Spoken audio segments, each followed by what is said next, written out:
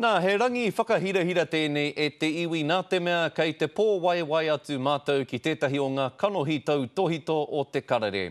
Kua neke atu i te 20 taua, Joe Glenn e mahi ana mā te karere i roto i te whanganui ātara. No te tau 89 i tīmata mai ai ki te karere, tai noa mai ki te tau 2005, e 2 tau i muri iho, ka hono mai anō kia mātou. Ka tino moke mātou ki tōna mōhiotanga, ki ōna pukenga, me tāna whakatauiratanga mai i tā te rangatira kawe i a anō.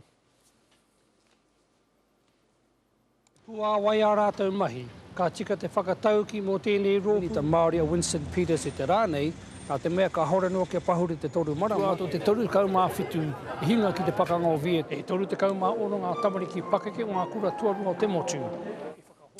Tēnei te mihi nui whakaharahara ki a koe, Joe, kia pai ngā rā oki kei mua i te aroaro i te taha o tō hoa rangatira i a Dawn me wā kōrua mokopuna.